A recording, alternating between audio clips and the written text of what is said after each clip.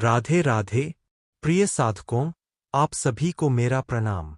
आज का विषय बहुत ही गहरा है और यदि आप सच में साधना के मार्ग पर है तो कृपया इसे अंत तक अवश्य सुनिए, क्योंकि आज हम उस बिंदु को समझने जा रहे हैं जहां अधिकांश साधक आकर रुक जाते हैं या भटक जाते हैं।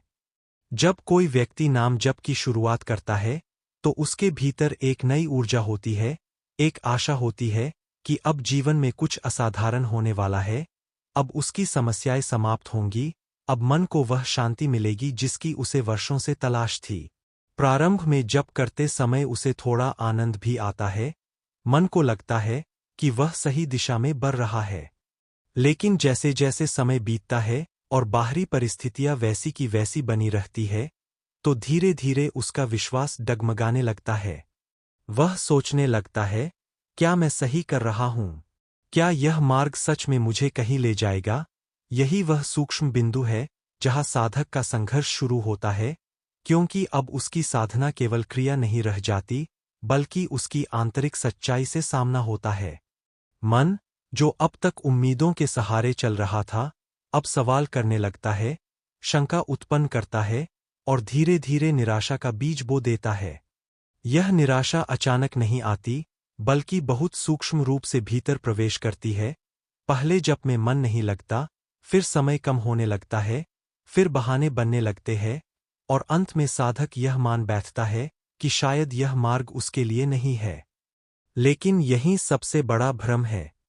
परमहंस योगानंदा बार बार समझाते हैं कि साधना कोई त्वरित परिणाम देने वाली प्रक्रिया नहीं है, यह भीतर की गहराई में जमी हुई परतों को हटाने का कार्य है। हम केवल इस जन्म के अनुभवों को देखते हैं, लेकिन हमारी चेतना पर अनेक जन्मों के संस्कार, आदतें और कर्मों की छाप होती है, जो तुरंत समाप्त नहीं होती। जब आप नाम जप करते हैं, तो सबसे पहले वही गहराई में जमी हुई बाधाएं हिलने लगती है, टूटने लगती है, और इसी प्रक्रिया के दौरान बाहर से ऐसा प्रतीत होता है कि कुछ भी नहीं हो रहा। वास्तव में उस समय सबसे अधिक कार्य हो रहा होता है, लेकिन वह अदृश्य स्तर पर होता है। जैसे कोई बीज जमीन के भीतर अंकुरित होता है, ऊपर से देखने पर कुछ नहीं दिखता, लेकिन भीतर जीवन का जन्म हो रहा होता है। ठीक वैसे ही आपकी साधना भीतर परिवर्तन ला रही होती है। इसलिए जब यह प्रश्न उठे कि कुछ बदल क्यों नहीं रहा, तो समझ लीजिए कि परिवर्तन शुरू हो चुका है, बस अभी वह आपकी आंखों से परे है। और इसी सत्य को समझाने के लिए आज हम एक ऐसी सच्ची घटना की ओर बढ़ेंगे, जो न केवल आपकी शंका को दूर करेगी, बल्कि आपको यह विश्वास भी देगी कि साधना का एक एक क्षण अर्थपूर्ण है और उसका फल निश्चित है, चाहे वह तुरंत दिखाई दे या थोड़े समय बाद प्रकट हो। काशी नगरी में एक अत्यंत श्रद्धालु ब्राह्मण बालक था, जिसका जीवन बाहर से साधारण दिखता था, लेकिन भीतर एक गहरी आग जल रही थी, भक्ति की, खोज की और अपने परिवार के दुख को मिटाने की। बचपन से ही उसका मन संसार की चकाचौंध में नहीं लगता था। जब दूसरे बालक खेलते थे, तब वह मंदिर के कोने में बैठकर मंत्र जप करता था। लेकिन उसकी इस आंतरिक प्रवृत्ति के साथ एक कठोर सत्य भी जुड़ा हुआ था, उसका परिवार अत्यंत गरीबी में जी रहा था। उसके माता-पिता दिन-रात संघर्ष करते थे, और वह यह सब देखकर भीतर से टूट जाता था। उसी पीड़ा ने उसके भीतर एक संकल्प को जन्म दिया, मैं साधना करूंगा, मैं माँ गायत्री को प्रसन्न करूंगा और अपने परिवार के दुख को समाप्त करूंगा। यह संकल्प केवल भावनात्मक नहीं था, यह उसके जीवन का लक्ष्य बन गया। उसने गायत्री मंत्र का जप शुरू किया, लेकिन यह कोई साधारण जप नहीं था। उसने पूरी विधि, शुद्धता, नियम और अनुशासन के साथ साधना को अपनाया। उसने अपने आहार को संयमित किया, अपने विचारों को नियंत्रित किया और अपने दिनरात को केवल एक ही ध्येय में लगा दिया, जप, जप और केवल जप। उसने 24 लाख मंत्रों का एक पूर्ण पुरस्चरण किया, जो अपने आप में अत्यंत कठिन साधना है, जिसमें समय, धैर्य, शुद्धता और अटूट निष्ठा की आवश्यकता होती है। हर दिन, हर क्षण, वह उसी मंत्र में डूबा रहता था, इस विश्वास के साथ कि एक दिन उसकी प्रार्थना सुनी जाएगी। लेकिन जब वह पुरस्चरण पूरा हुआ, तो बाहर से कुछ भी नहीं बदला। न तो उसकी आर्थिक स्थिति बदली, न ही कोई चमत्कार हुआ। उस क्षण उसके भीतर पहली बार एक हल्की सी शंका ने जन्म लिया, क्या मेरी साधना पर्याप्त नहीं थी? लेकिन उसने उस शंका को अपने ऊपर हावी नहीं होने दिया और अधिक दृढ़ता के साथ दूसरा पुरस्चरण शुरू कर दिया। उसने फिर से वही तपस्या की, वही नियम, वही अनुशासन और वही आशा कि इस बार कुछ अवश्य बदलेगा। दूसरा पुरस्चरण भी पूर्ण हुआ, फिर भी कोई परिवर्तन नहीं। अब उसके भीतर संघर्ष गहरा होने लगा था। बाहर से वह जप कर रहा था, लेकिन भीतर कहीं न कहीं एक दर्द बढ़ रहा था, एक प्रश्न उठ रहा था, आखिर कब? फिर भी उसने हार नहीं मानी, उसने तीसरा पुरस्चरण शुरू किया। वर्ष बीतते गए, समय चलता रहा, और वह साधक अपने संकल्प में अडिग रहा। लेकिन जीवन अपनी गति से चलता रहा। उसके माता पिता, जो पहले से ही वृद्ध और कमजोर थे, धीरे धीरे इस संसार से विदा हो गए। जिस उद्देश्य के लिए वह इतनी कठोर साधना कर रहा था, वही उद्देश्य अब समाप्त हो चुका था। यह उसके जीवन का सबसे बड़ा आघात था। वह भीतर से पूरी तरह टूट गया। उसने अपने आप से पूछा, मैंने इतना कुछ किया, इतना जप किया, इतना तप किया, फिर भी मैं अपने माता पिता के लिए कुछ नहीं कर पाया। तो इस साधना का क्या अर्थ है? यह प्रश्न केवल बौद्धिक नहीं था, यह उसके हृदय की गहराई से उठी हुई पीड़ा थी। अब उसके सामने जीवन शून्य सा लगने लगा। जिस आशा ने उसे वर्षों तक साधना में बनाए रखा था, वही आशा अब समाप्त हो चुकी थी। इसी गहरी निराशा और वैराग्य के क्षण में उसके भीतर एक नया भाव उत्पन्न हुआ, त्याग का। उसने सोचा, जब इस संसार में मेरा कोई उद्देश्य ही नहीं रहा, तो अब मैं इस सब को छोड़ दूं, और इसी भाव के साथ उसने संन्यास लेने का निर्णय किया। यह निर्णय भागने का नहीं था, बल्कि एक गहरे टूटने और उससे उत्पन्न वैराग्य का परिणाम था। उसने संसार को त्याग दिया, अपने पुराने जीवन को पीछे छोड़ दिया, और एक नए मार्ग पर चल पड़ा, एक ऐसा मार्ग जहां अब कोई कामना नहीं थी, कोई अपेक्षा नहीं थी, केवल एक शून्यता थी। और शायद उसी शून्यता में एक नया द्वार खुलने वाला था। जैसे ही उस साधक ने संन्यास लिया, उसके जीवन की दिशा भीतर से बदल चुकी थी। अब वह पहले जैसा नहीं रहा था, जहां पहले उसकी साधना के पीछे एक कामना थी, एक लक्ष्य था, अब वहां एक शून्यता थी, एक समर्पण था। और यही वह क्षण होता है, जहां साधना का स्वरूप बदल जाता है। एक दिन, जब वह एकांत में बैठकर ध्यान कर रहा था, उसका मन असामान्य रूप से शांत था। न कोई अपेक्षा, न कोई शिकायत, न कोई प्रश्न, बस एक मौन। उसी मौन के मध्य अचानक उसके भीतर एक दिव्य कंपन उत्पन्न हुआ, जैसे चेतना के किसी गहरे स्तर पर कोई द्वार खुल रहा हो। उसने अनुभव किया कि उसके सामने एक अद्भुत प्रकाश प्रकट हो रहा है। न यह साधारण प्रकाश था, न आंखों से देखा जाने वाला, यह चेतना का प्रकाश था, जो भीतर से बाहर की ओर फैल रहा था। उस प्रकाश के मध्य धीरे धीरे एक दिव्य स्वरूप प्रकट हुआ, माँ गायत्री का।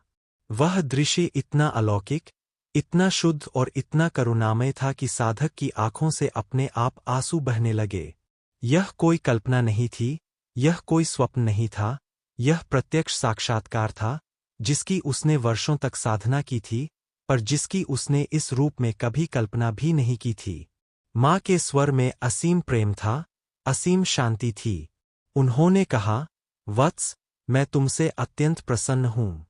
तुम्हारी साधना, तुम्हारा तप, तुम्हारी निष्ठा, सबने मुझे यहाँ आने के लिए बाध्य किया है। तुम जो चाहो, वर मांग सकते हो। यह सुनकर साधक का हृदय भर आया। वह सोचने लगा, जिसके लिए मैंने सब कुछ किया, वह तो अब इस संसार में है ही नहीं। अब मुझे क्या चाहिए? उसकी आंखों में केवल करुणा और विनम्रता थी।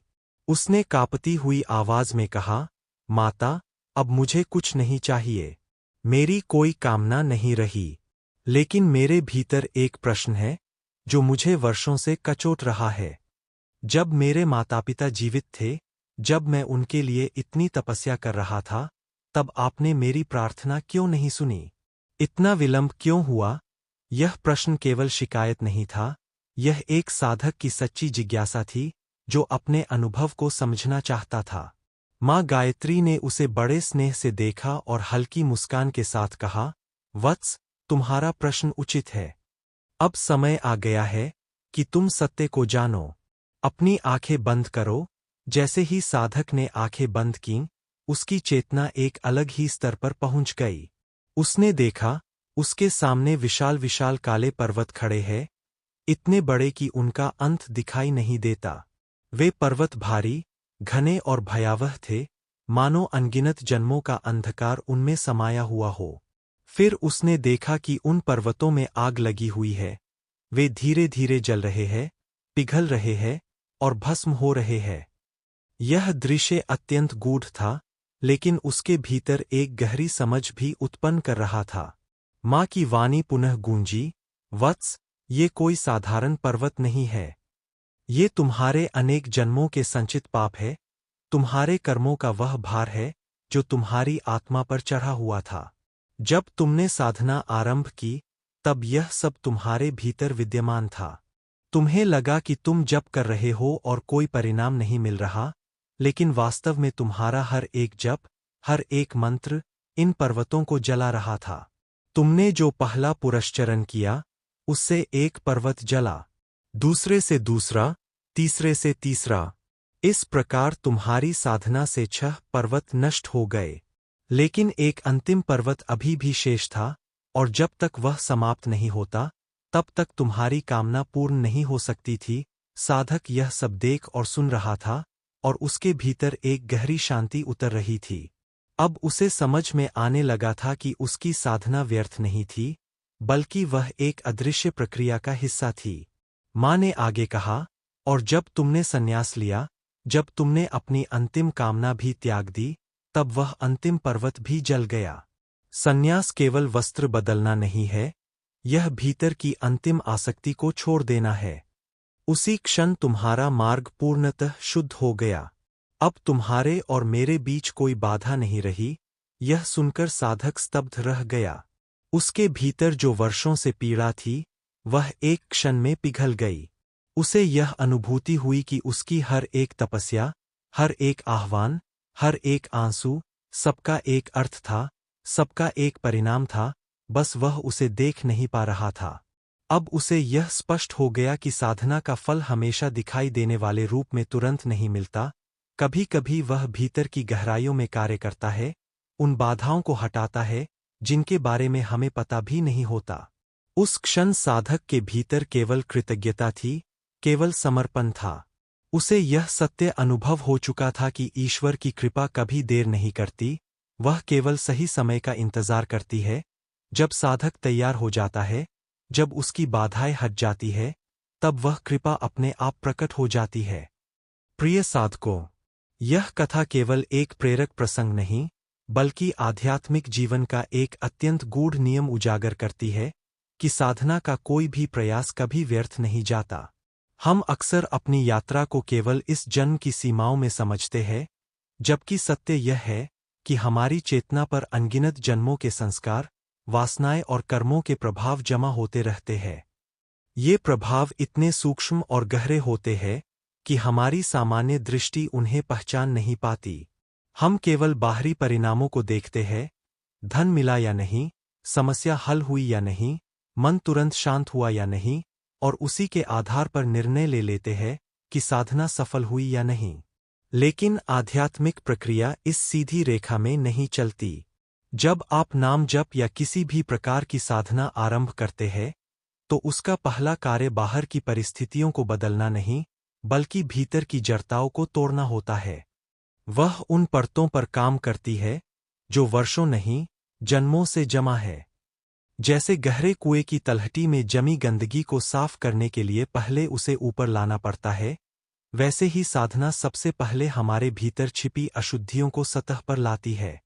इसी कारण कई बार साधक को लगता है कि स्थिति पहले से भी अधिक कठिन हो गई है, मन अधिक चंचल हो गया है, या जीवन में बाधाएं बढ़ गई है। वास्तव में यह गिरावट नहीं, बल्कि शुद्धि की प्रक्रिया है। इसे समझना अत्यंत आवश्यक है, अन्यथा साधक बीच में ही रुक जाता है। इसी सत्य को समझाने के लिए संतों ने सोने का उदाहरण दिया है। जब सोना आग में तपता है, तो वह पहले काला पड़ता है, उसकी अशुद्धियाँ बाहर आती है और तभी वह शुद्ध और चमकदार बनता है। यदि कोई उस प्रक्रिया को बीच में रोक दे तो वह कभी शुद्ध सोना नहीं बन पाएगा। ठीक वैसे ही साधना के मार्ग पर धैर्य सबसे बड़ी परीक्षा है। परमहंस योगानंदा ने बार बार इस बात पर जोर दिया कि साधक को अपने प्रयासों पर विश्वास रखना चाहिए, क्योंकि हर एक जप, हर एक प्रार्थना, हर एक सच्चा आह्वान भीतर काम कर रहा होता है, भले ही हमें उसका परिणाम तुरंत दिखाई न दे। उन्होंने कहा कि यह प्रक्रिया एक अदृश्य गणित की तरह है, जहाँ हर जप एक बोझ को हल्का करता है, हर प्रार्थना एक परत को हटाती है और धीरे धीरे वह क्षण आता है जब सारी बाधाएं हट जाती है और साधना का फल प्रकट हो जाता है। इसलिए जब आपकी कोई कामना पूरी नहीं होती, जब आपको लगता है कि इतने प्रयासों के बाद भी कुछ नहीं बदला, तो वही क्षण सबसे निर्णायक होता है। वही वह बिंदु है जहाँ साधक या तो टूट जाता है या फिर और अधिक दृढ़ होकर आगे बढ़ता है। और जो उस क्षण में टिक जाता है वही वास्तव में आगे बढ़ता है। भजन छोड़ देना, साधना को निरर्थक मान लेना, यह केवल बाहरी असफलता नहीं है, यह उस आंतरिक प्रक्रिया को अधूरा छोड़ देना है जो आपको आपके लक्ष्य तक ले जा सकती थी। इसलिए उस समय पीछे हटने के बजाय और अधिक विश्वास के साथ और अधिक समर्पण के साथ और अधिक धैर्य के साथ साधना में लग जाना चाहिए। क्योंकि सत्य यही है, आपका एक भी जप खो नहीं रहा, आपकी एक भी प्रार्थना अनसुनी नहीं जा रही और आपका एक भी प्रयास व्यर्थ नहीं जा रहा। भीतर एक गहरी प्रक्रिया चल रही है जो सही समय आने पर स्वयं को प्रकट करेगी। यही वह विश्वास है जो साधक को अंत तक बनाए रखता है और अंततः उसी विश्वास के आधार पर वह उस सत्य का अनुभव करता है जिसे शब्दों में व्यक्त नहीं किया जा सकता। अब प्रश्न यह नहीं रह जाता कि साधना सत्य है या नहीं, बल्कि यह हो जाता है कि उसे अपने जीवन में उतारा कैसे जाए, ताकि वह केवल सुनने और समझने तक सीमित न रहे, बल्कि अनुभव का रूप ले ले। नाम जप का मार्ग इसी कारण अत्यंत सरल होते हुए भी अत्यंत गहरा है, क्योंकि इसमें बाहरी जटिलता नहीं, बल्कि आंतरिक निरंतरता की आवश्यकता होती है। सबसे पहली और मूलभूत बात है, नाम जप को जीवन के किसी एक कोने में सीमित न रखें। इसे केवल पूजा या ध्यान के समय तक बांध देना उसकी शक्ति को सीमित कर देता है। वास्तव में नाम जप का उद्देश्य ही यह है कि वह धीरे धीरे आपकी हर सांस, हर क्रिया और हर विचार के साथ जुड़ जाए। जब आप चलते हैं, काम करते हैं, खाना बनाते हैं, वाहन चलाते हैं, उन सभी क्षणों में मन खाली नहीं रहता, वह या तो व्यर्थ चिंतन करता है या किसी चिंता में उलझा रहता है। यदि उसी स्थान पर नाम को स्थापित कर दिया जाए तो वही सामान्य जीवन साधना बन जाता है। यही वह बिंदु है जहां आध्यात्मिकता और दैनिक जीवन अलग अलग नहीं रहते, बल्कि एक हो जाते हैं। दूसरी महत्वपूर्ण बात है नियम।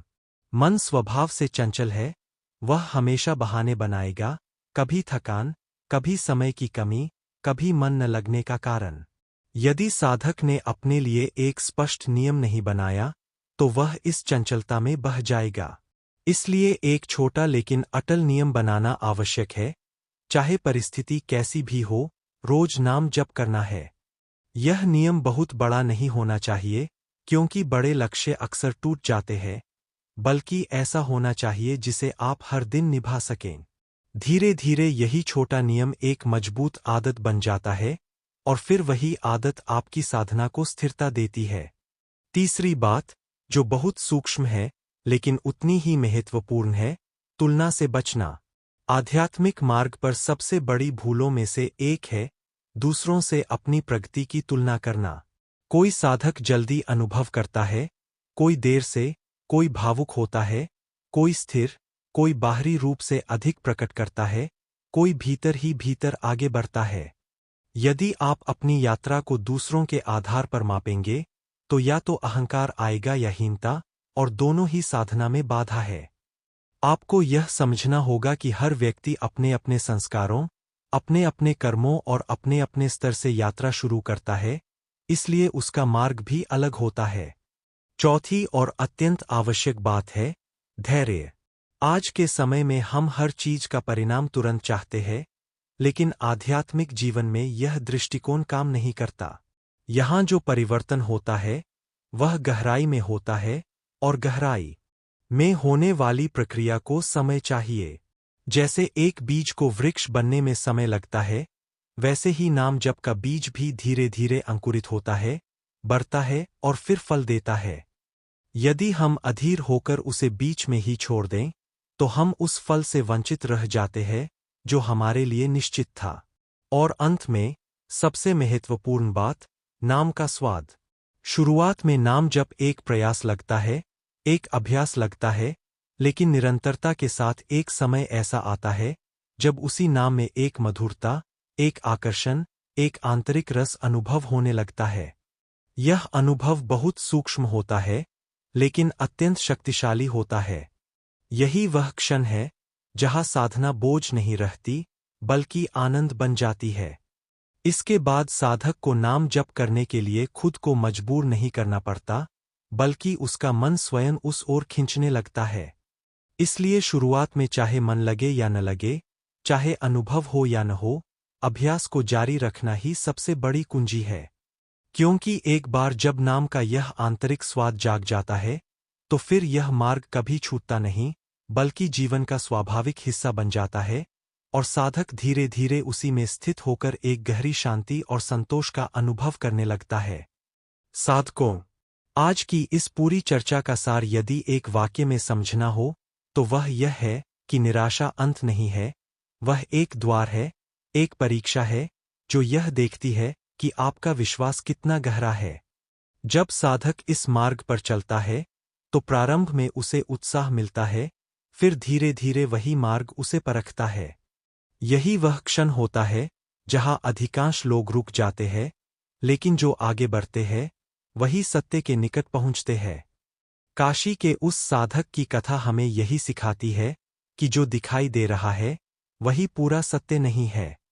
भीतर एक अदृश्य प्रक्रिया चल रही है। आपका हर एक जप, हर एक प्रार्थना, हर एक आह्वान आपके कर्मों के उन पर्वतों को जला रहा है जिन्हें आप देख नहीं सकते। इसलिए जब आपको लगे कि कुछ नहीं हो रहा, तब समझ लीजिए कि सबसे अधिक काम उसी समय हो रहा है। यही वह दृष्टि है जो साधक को टूटने से बचाती है और उसे आगे बढ़ने की शक्ति देती है। परमहंस योगानंद जैसे महापुरुषों ने इसी सत्य को बार बार दोहराया है कि ईश्वर की कृपा कभी अनुपस्थित नहीं होती, वह केवल उस क्षण की प्रतीक्षा करती है जब साधक पूरी तरह तैयार हो जाए।